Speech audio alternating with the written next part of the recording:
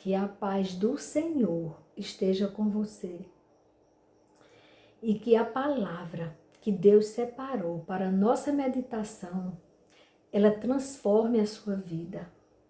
Ela traga um entendimento que só Deus, só Ele pode nos dar.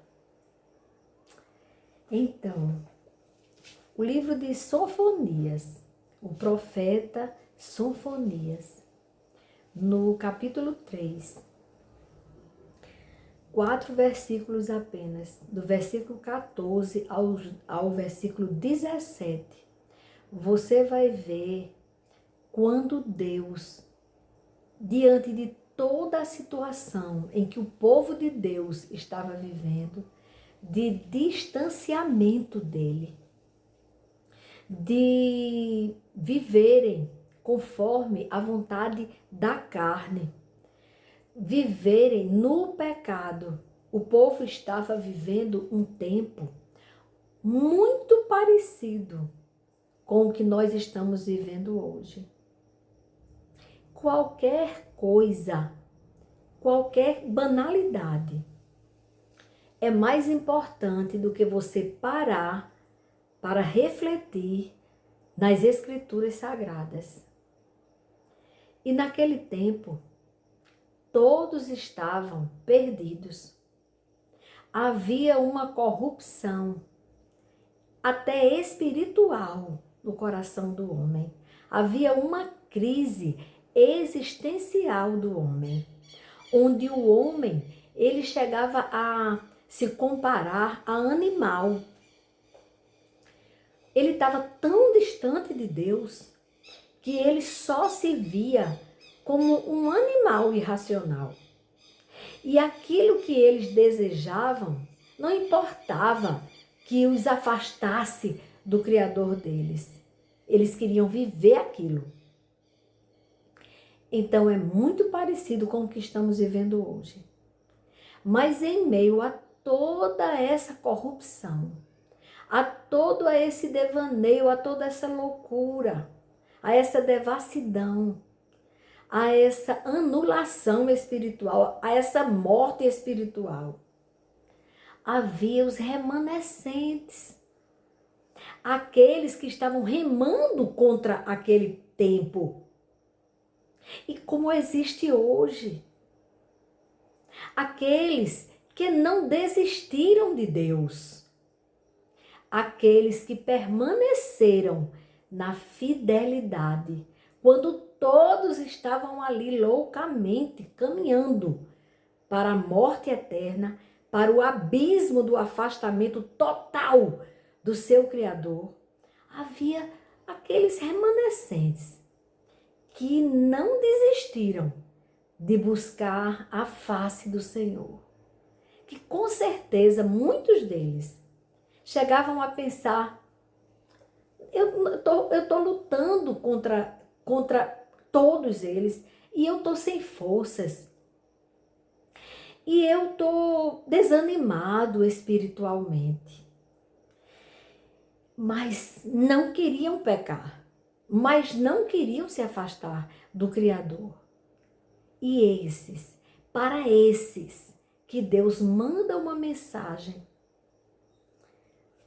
através do profeta Sofonias. Sofonias, ele disse assim, no capítulo 3, a partir do versículo 14. A promessa feita aos fiéis.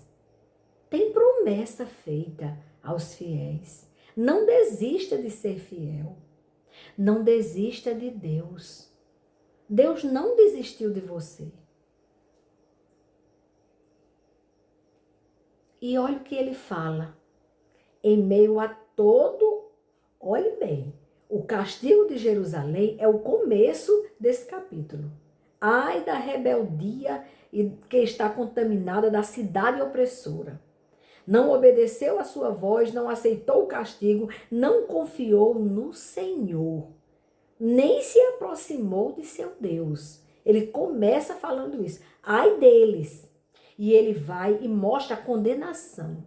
Mostra que Deus, ele desceu para julgar aquele povo que estava perdido.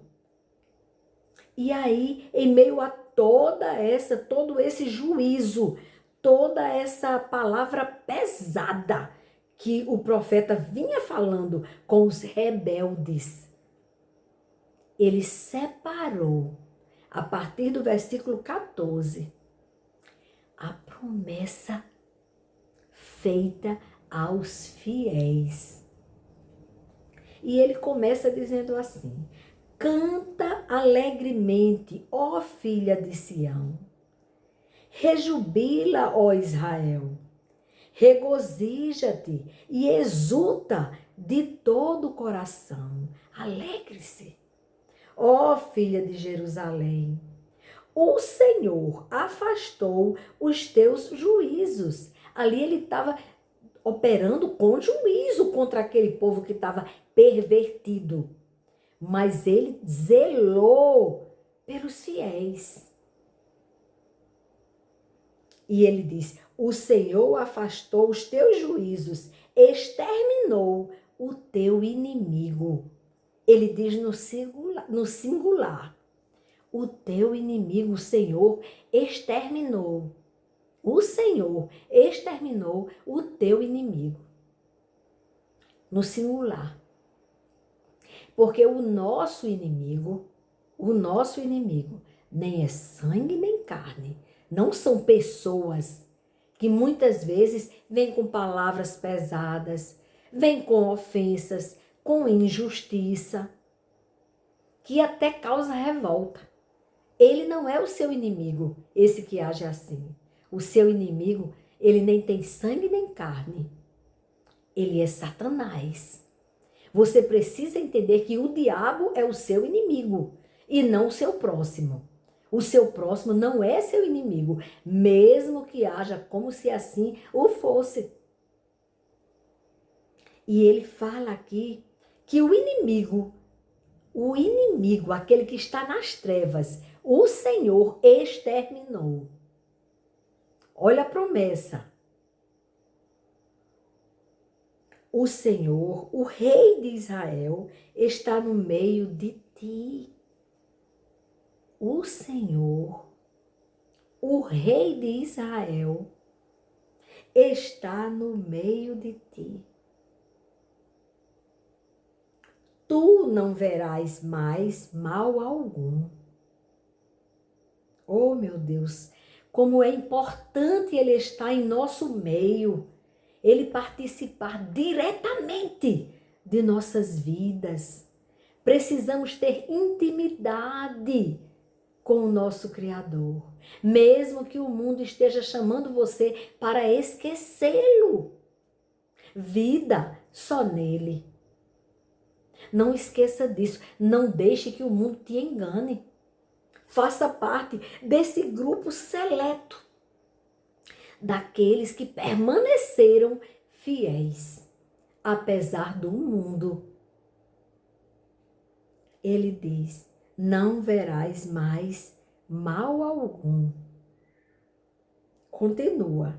Naquele dia se dirá a Jerusalém, promessa: não temas, ó Sião, não temas, não se enfraqueçam as tuas mãos, permaneça nele, e ele permanece em você.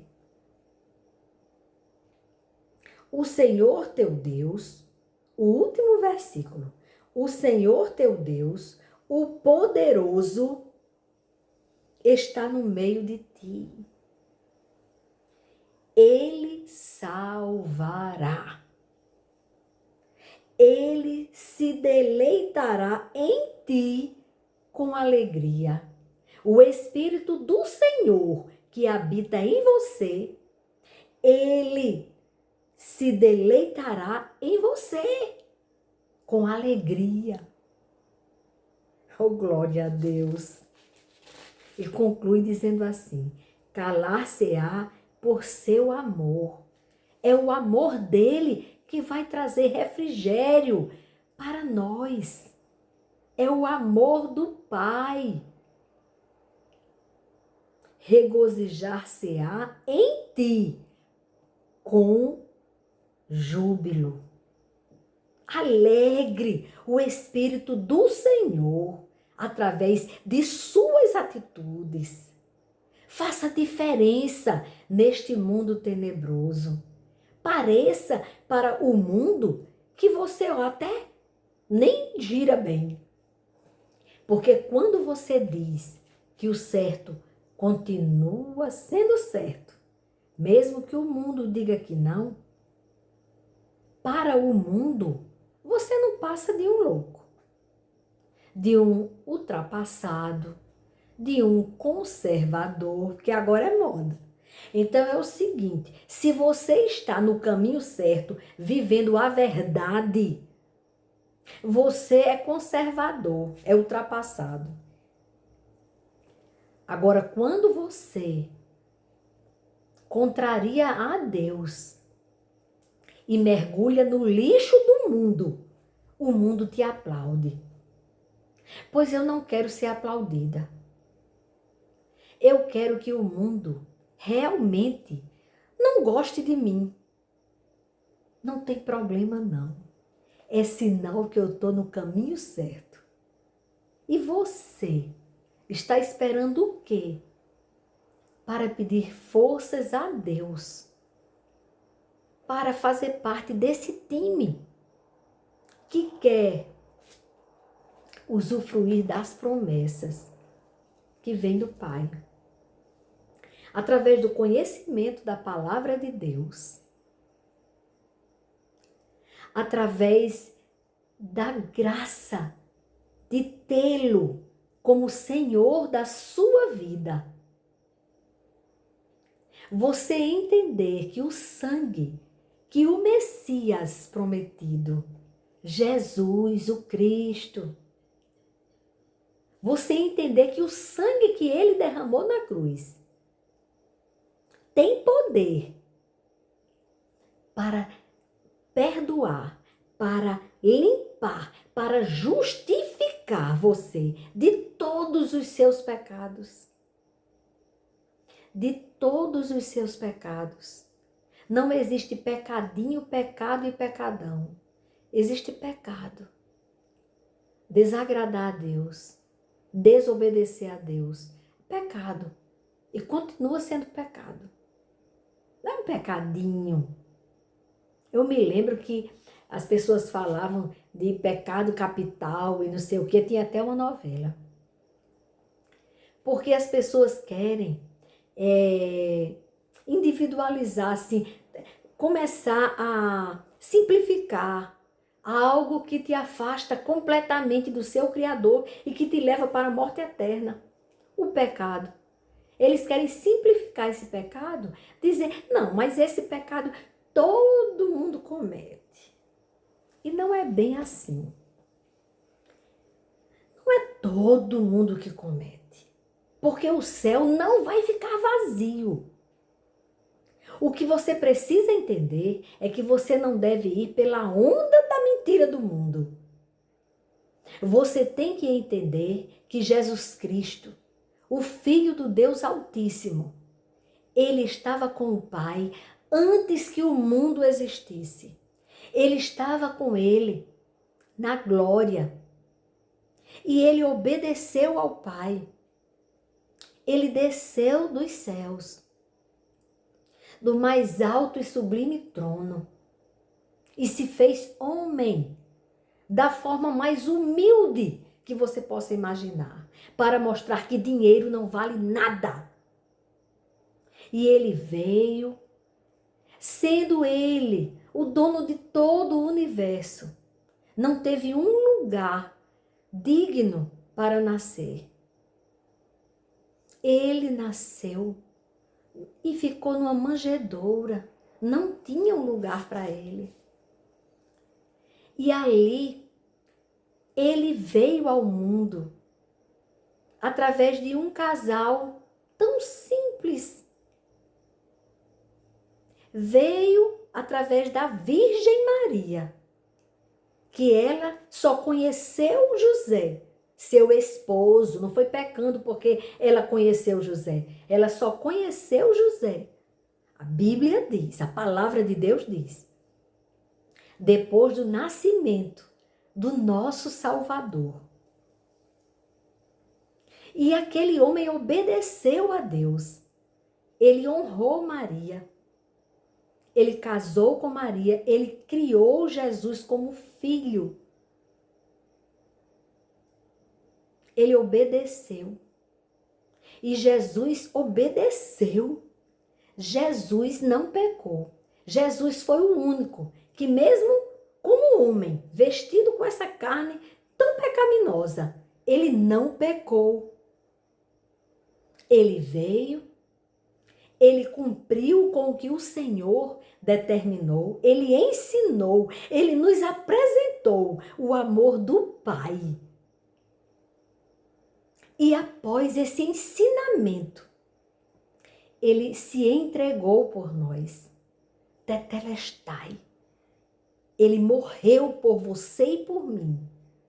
Ele morreu por nós. Para que todo aquele que nele crê não pereça, mas tenha a vida eterna. Que a gente encontre o caminho de volta para casa. Que aquele lugar que Deus preparou através da morte de cruz de Jesus, aquele lugar que ele preparou para cada um de nós, ele não fique vazio. Ele não fique vazio. Ouça a voz do Espírito Santo que fala com você hoje.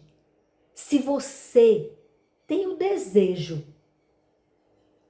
de ter a vida eterna, se você já entendeu que aqui é tudo muito passageiro, muito frágil, e que logo você vai ter que ter um encontro com o seu Criador, ou para a felicidade e vida eterna, ou para a tristeza e morte eterna, que é onde chamamos de inferno. Não ter Deus eternamente é um inferno. Existe inferno, sim. Mesmo que o mundo diga que não existe. Lembre-se, o pai da mentira é o diabo. Foi ele que enganou Eva. Que disse que se ela comesse daquele fruto único, todos os frutos que estavam ali, ela tinha acesso, ela podia comer. Deus fez para nosso desfruto e para nosso prazer. Único. Quando Satanás visitou Eva, ele disse que aquele fruto iria dar a ela um conhecimento de tal forma que ela se tornaria como Deus. Que era o desejo de Satanás, ser Deus. Por isso que ele caiu. E ele não quer ir sozinho. Ele quer enganar você com a conversinha do mundo. Cuidado. É chegado o momento de você decidir. Pode ser que amanhã seja tarde. Porque nós não sabemos o dia que vamos sair daqui, desse corpo tão frágil que nós temos aqui na Terra. E aí temos que prestar contas com o nosso Criador, com o autor de nossas vidas. Temos que prestar contas com aquilo que ele nos deu, o fôlego de vida. Aí como você quer estar diante dele? A proposta hoje é que você faça parte desse grupo que resolveu fazer diferente. E o Senhor prometeu para eles que eles cantariam com alegria, que o mal não teria mais poder sobre a vida deles. E que Deus, na sua infinita misericórdia e bondade, iria se alegrar com aqueles fiéis. Vamos alegrar o Espírito Santo. Não entristeça o Espírito Santo de Deus. Lembre-se que quando Jesus pagou o preço dos nossos pecados, ele voltou para o Pai. Ele disse que ia voltar à terra sim, para levar a sua igreja. Mas que neste tempo, nesse intervalo de tempo, entre o Senhor ter voltado, estar lá com o Pai, e esse tempo do retorno dele, Ele não nos deixaria órfãos. Ele enviaria o Espírito Santo, ele prometeu e ele cumpriu. Jesus, depois que ressuscitou, ainda passou 40 dias na terra. E quando ele subiu aos céus, prometendo a vinda do Consolador, do Espírito Santo, daquele que nos revela o amor de Deus, daquele que habita em nós e que devemos alegrá-lo, passaram-se apenas 10 dias.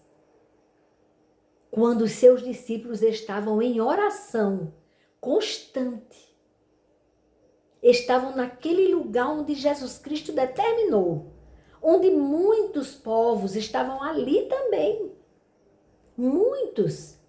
E todos ouviram as grandezas de Deus na língua deles, cada um na sua língua. Então tinha um propósito de ser naquele lugar e naquele momento.